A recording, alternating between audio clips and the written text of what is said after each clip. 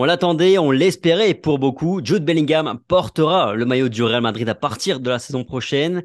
Mais en fait, pourquoi est-ce une si bonne recrue pour le Real Madrid?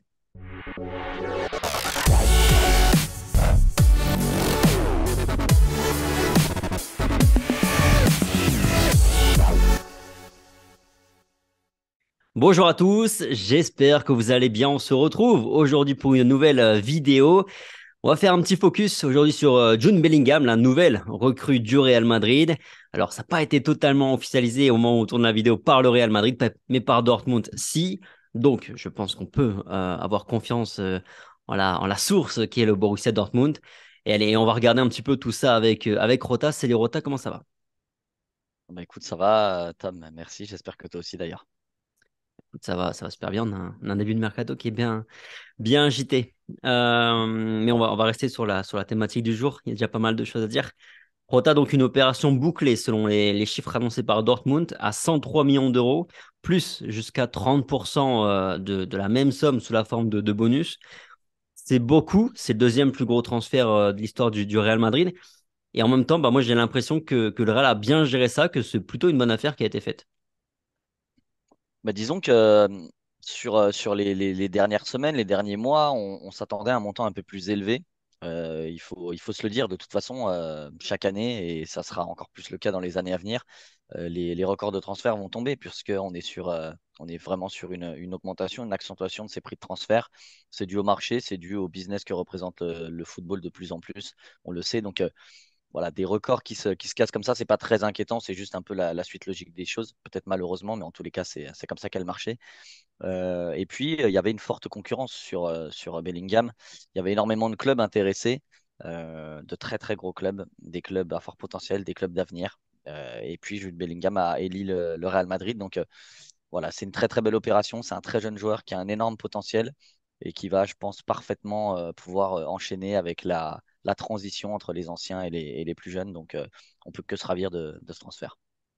Ouais, vraiment, la transition, c'est ce à quoi t'inspire vraiment son arrivée. C'était vraiment un joueur à pas manquer pour toi.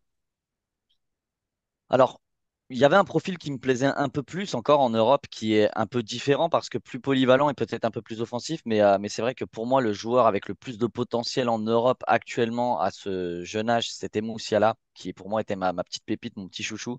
Mais c'est vrai que Bellingham est évidemment l'un des plus gros potentiels européens.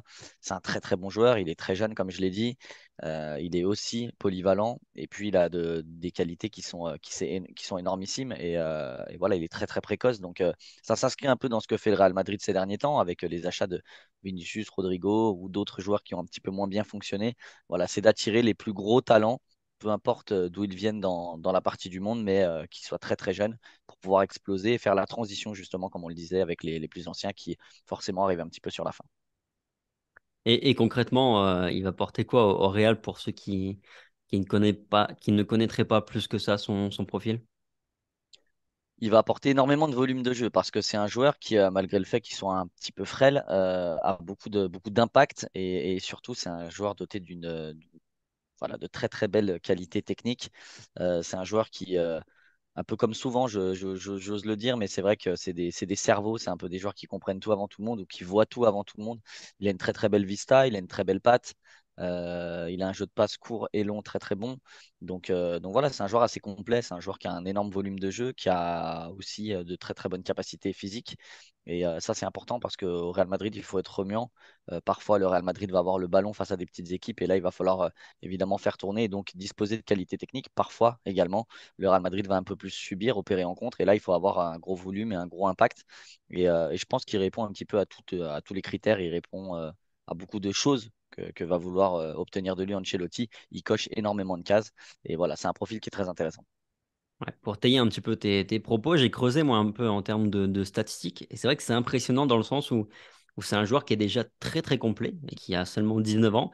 Par exemple, parmi les milieux de terrain au monde, en Europe, seul De Bruyne a un meilleur XG et un meilleur pourcentage de frappes cadrées en Europe. Des statistiques qui sont confirmées par ses 14 buts marqués cette saison avec Dortmund. Il est devant par exemple un Fede Valverde qui sort pourtant de sa meilleure saison en termes d'efficacité. Donc, clairement, par exemple, on va avoir enfin, j'ai envie de dire, un milieu de terrain qui n'a pas peur d'aller régulièrement dans la surface adverse.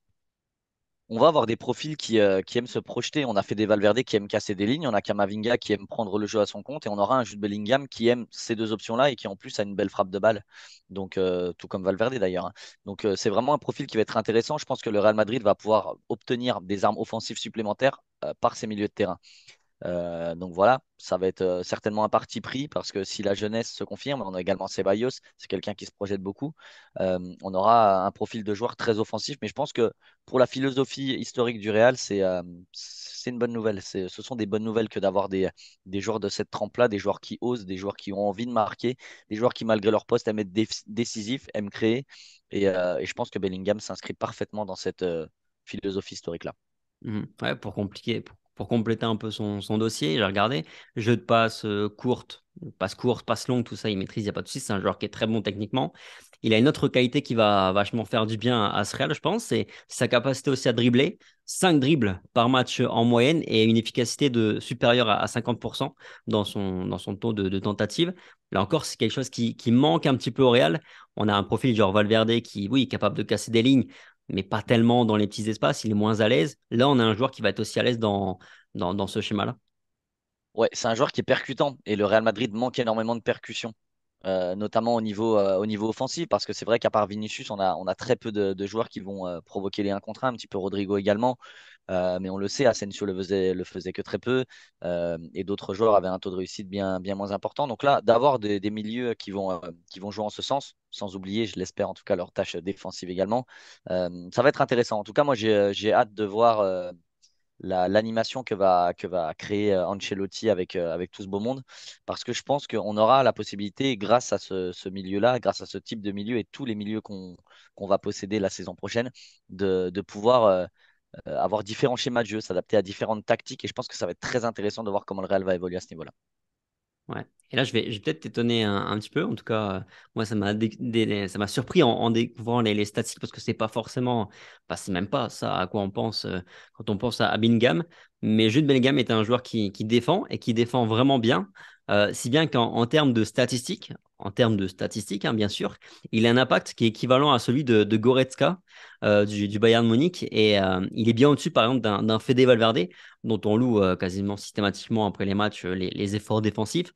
En termes de stats, ça donne pas moins de 6 ballons interceptés par match en moyenne et presque 10% d'actions défensives réussies, 65% de duels défensifs gagnés. C'est un joueur qui n'a pas peur de tacler et tout. Et d'ailleurs, il a pris 11 cartons jaunes cette saison avec Dortmund. C'est seulement 2 de moins que Kamavinga, pour situer un petit peu. Tu es en train de nous dire un peu que c'est un mix de Casemiro, de Modric à la création et de Pogba sur l'efficacité, c'est ça? Bah écoute, j'étais vraiment surpris par la stat, mais Non, vraiment, ouais, vraiment, c'est ce qu'on disait. C'est un joueur qui est très complet. Alors attention, le seul, c'est pas un bémol, mais la seule petite inquiétude qu'on peut avoir, attention, ce qui est fait dans d'autres clubs, il faut le retranscrire au Real Madrid.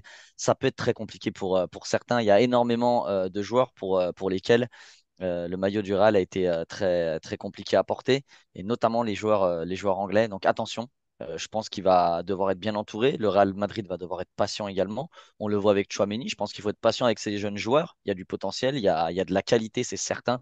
On ne signe pas au Real Madrid sans avoir un niveau de qualité et un niveau de joueur exceptionnel. Donc c'est son cas, il n'y a aucun souci. C'est un joueur qui est très complet, comme tu l'as dit.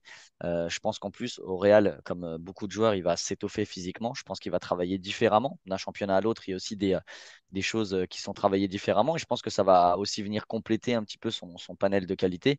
Donc voilà, moi je pense il a tout pour réussir. J'espère que le Real Madrid saura le mettre dans de bonnes conditions, que lui saura se mettre dans de bonnes conditions. Mais c'est vrai que 19 ans, avoir ce potentiel-là, ce profil-là et cette complétude-là, c'est assez bluffant. Et c'est bien pour ça que le Real Madrid a dépensé autant d'argent pour l'acquérir. On a beaucoup parlé de ses nombreuses qualités. Est-ce que tu lui vois un défaut ou un axe de progression plus important que d'autres? Mais c'est vrai que c'est un joueur déjà très complet et c'est ça qui est impressionnant. Alors, je dirais pas que c'est un défaut, mais j'ai cette impression qu'il est un poil fragile. Mais justement, je pense que ça rejoint un petit peu ce que je disais juste avant. Il va falloir qu'il s'étoffe un petit peu, qu'il travaille. J'ai l'impression qu'il est un petit peu fragile. Et après, c'est pas un défaut parce que ça va avec son profil.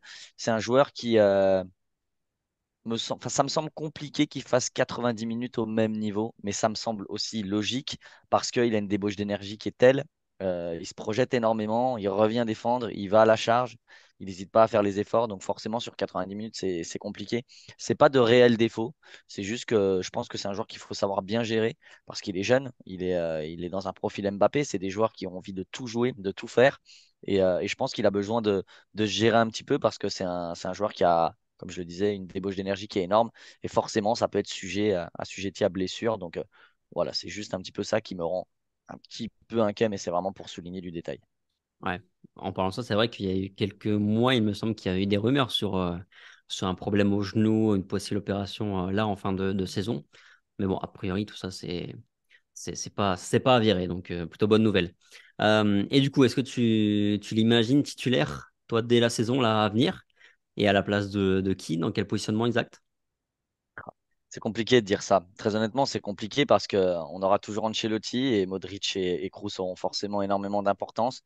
On ne sait pas quel Fede Valverde on aura, mais on sait que c'est un joueur au profil incroyable, tout en sachant que le Real vient de prendre Brahim Diaz. Donc, Brahim Rodrigo sur le côté, je pense que ça va nous faire voir un petit peu moins, en théorie, Valverde aux avant-postes. Donc, ça sera un milieu supplémentaire.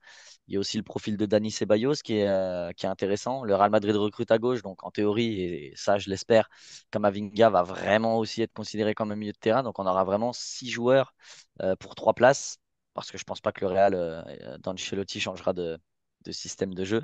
Donc, l'imaginer titulaire de suite d'entrée de jeu, je pense pas. Je pense qu'il va devoir faire ses preuves. Au Real, c'est comme ça que ça se passe également. Mais à terme, évidemment, je pense qu'il a le potentiel pour avoir énormément de minutes et surtout énormément de matchs. On sait aussi que Ancelotti sait faire tourner son effectif, pardon, sait utiliser les joueurs. Donc, j'espère qu'il saura mettre ses qualités à profit pour pouvoir justement l'utiliser à bon escient. Je pense qu'il aura une position de 8 avancé à mon avis, tu sais, un petit peu ce rôle de numéro 8 électron libre qui va pouvoir dézonner un petit peu sur le côté parce qu'on sait qu'il aime provoquer et il aime utiliser les ailes, notamment le côté gauche. Et puis, il pourra aussi s'insérer entre les lignes parce que c'est un joueur qui arrive à garder le ballon, c'est un joueur qui sait jouer en pivot. Donc voilà, il a plein de qualités qui font que s'il est dans un positionnement d'électron libre, je pense que ça peut apporter énormément, notamment offensivement au Real. Ok. C'est quoi le trio au milieu de terrain qui t'excite le plus? Là, si demain il y a un match de pré-saison, c'est quoi le trio du milieu que tu as envie de voir à l'heure? Mon trio du milieu que j'ai envie de voir, là, je te répondrai instinctivement, ce serait du Camavinga, Fede Valverde, Bellingham, ou Camavinga, Fede Valverde, Bellingham et Dani Ceballos avec un changement tactique, mais ça, j'y crois absolument pas. Mais j'aimerais avoir, ouais, des jugones, comme on les appelle, vraiment des joueurs de ballon qui ont envie de se faire plaisir. On l'a vu l'an passé quand Camavinga était aligné avec Ceballos et c'était souvent Modric. On a vu de très très belles mi-temps, on a vu de très très belles choses. Donc Camavinga, j'en ferai très clairement ma valeur sûre. Fede Valverde, tout dépend de la version qu'on a. Celle de la fin de saison, peut-être un peu moins intéressante, mais celle qu'on a eue sur le début de saison et l'an passé, celle-ci, je la prends tous les jours également. Et après, voilà, Jude Bellingham, évidemment, parce que c'est la nouvelle recrue, c'est un jeune. On aime tous un peu ça. Donc, voilà, c'est le milieu de terrain qui voilà, sur le papier, me donne le plus envie de regarder. Ouais, je suis d'accord. Kamavinga, Fede Valverde, Bellingham, ça me plaît bien aussi. Bref, je pense qu'on a fait un petit peu le tour hein, sur le profil de Bellingham. Merci Rota, merci à tous d'avoir regardé la Merci, vidéo. Tam. Sur ce, passez une bonne journée, passez un bon week-end, prenez soin de vous, puis on se retrouve très vite sur Real France. Allez, ciao.